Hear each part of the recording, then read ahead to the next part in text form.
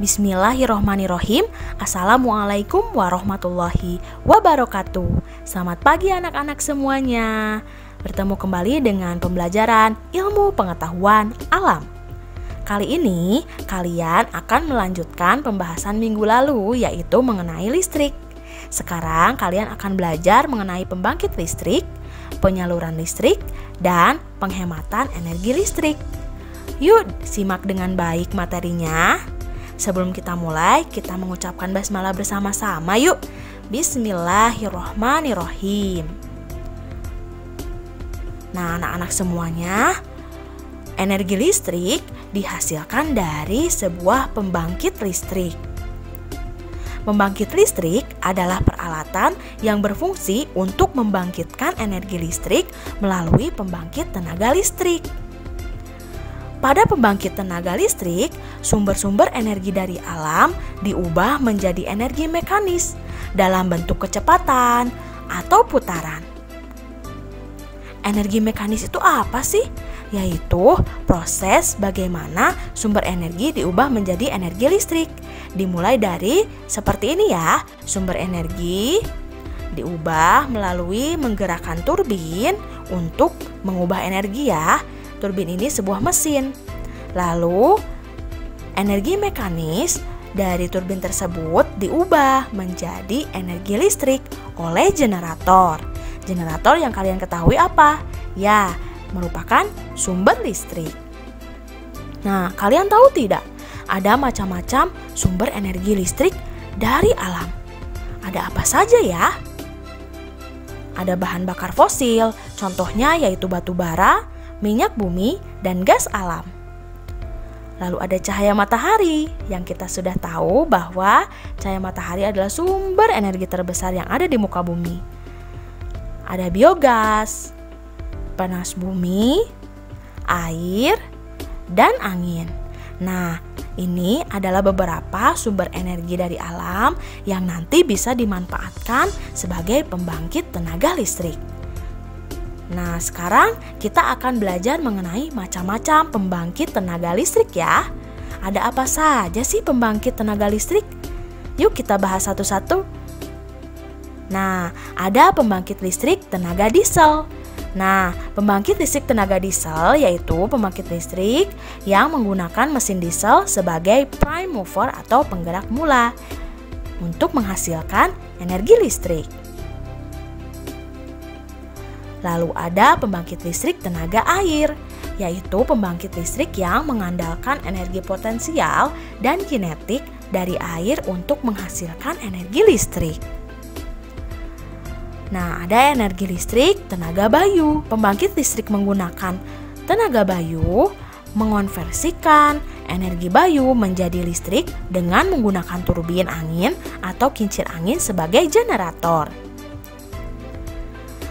Pembangkit listrik tenaga surya, yaitu di mana menggunakan cahaya matahari yang menghasilkan energi panas dan cahaya. Salah satu alat yang dapat menangkap energi matahari adalah panel surya yang nanti akan diubah menjadi energi listrik. Ada juga pembangkit listrik tenaga biomasa, yaitu dengan menggunakan bahan organik untuk pembangkit listrik. Ada apa saja ya bahan organiknya? Ada kotoran ternak, limbah kayu, limbah kertas, dan limbah pertanian. Salah satu bahan-bahan organik ini dapat digunakan sebagai pembangkit listrik tenaga biomasa. Lalu ada pembangkit listrik tenaga panas bumi. Nah, ini menggunakan energi panas bumi atau uap ya, panas bumi untuk menghasilkan energi listrik. Lalu ada yang terakhir yaitu pembangkit listrik tenaga gelombang laut yang berfungsi untuk mendapatkan energi listrik dari energi kinetik gelombang laut.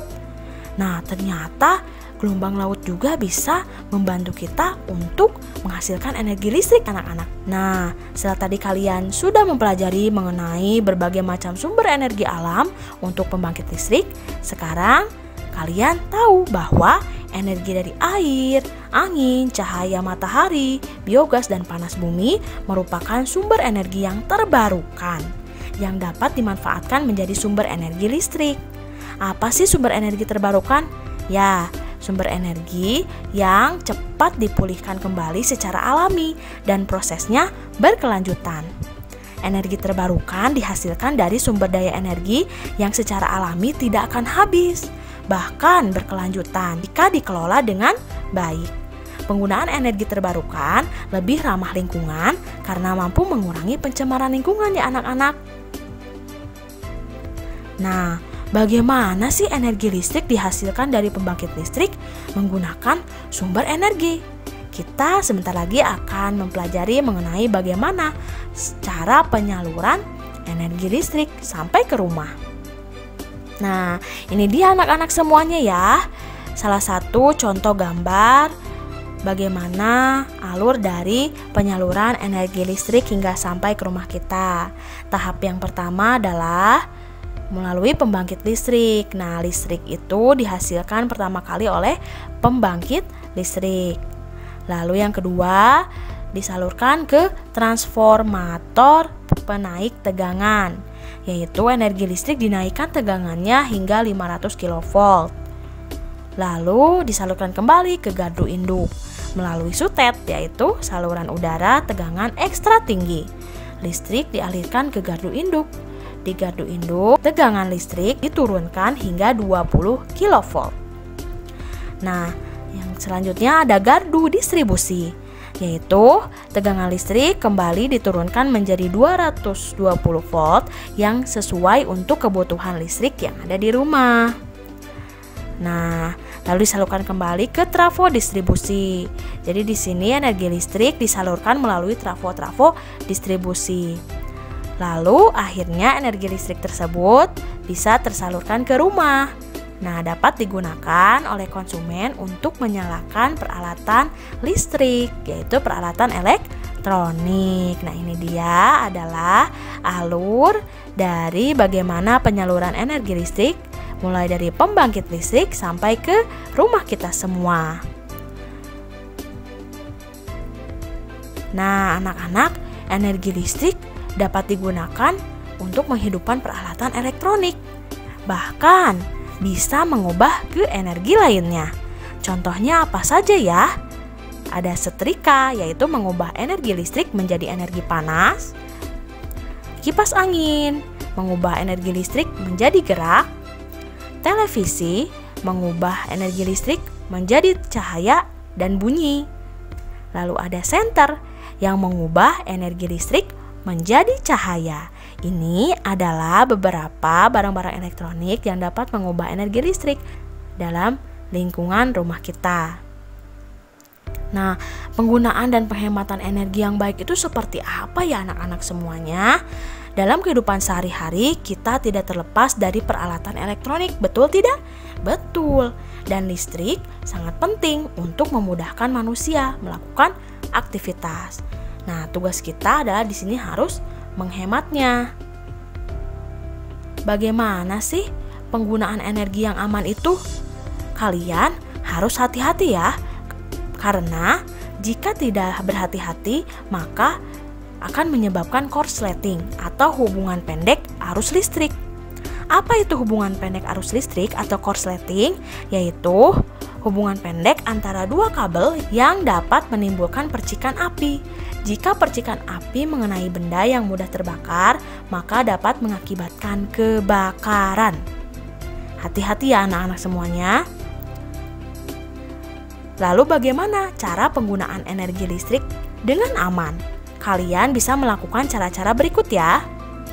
Yang pertama, sebelum mencolok kabel ke stop kontak, periksalah kabel tidak terputus atau terbuka pada bagian karetnya. Lalu tidak menyentuh sakelar dalam keadaan tangan masih basah ya. Hati-hati. Lalu tidak terlalu sering menggunakan soket atau cabang listrik yang banyak karena akan menimbulkan korsleting juga. Nah, terakhir, jika ada peralatan listrik di rumah kalian yang rusak, segera perbaiki ke jasa elektronik ya. tidak disarankan memperbaiki sendiri. Oke, agar semuanya aman. Nah, kita harus bisa menghemat energi listrik juga ya anak-anak semuanya. Bagaimana caranya? Yaitu dengan matikan lampu jika tidak digunakan. Lalu, jika kalian mau bepergian, kalian harus memastikan seluruh alat elektroniknya aman dan tidak menyala. Lalu, gunakan peralatan elektronik yang hemat energi. Nah, pilihlah lampu yang tepat daya. Ukurannya sesuai dengan kebutuhan. Selain itu, gantilah lampu kalian dengan lampu yang hemat energi. Karena lampu hemat energi menggunakan energi 80% lebih sedikit dan berumur sampai 10 kali lipat lebih panjang dibandingkan dengan lampu biasa. Nah, ini adalah beberapa cara yang bisa kita lakukan untuk menghemat energi listrik. Yuk, kita hemat energi listrik mulai saat ini ya anak-anak semuanya. Itu tadi adalah materi mengenai pembangkit listrik, penyaluran listrik, serta penggunaan dan penghematannya. Bagaimana? Adakah yang ingin ditanyakan? Silakan, jika tidak dimengerti, tanyakan kepada wali kelas kalian ya. Terima kasih anak-anak sudah menyimak pembelajaran hari ini. Mudah-mudahan kalian paham ya. Terima kasih. Wassalamualaikum warahmatullahi wabarakatuh.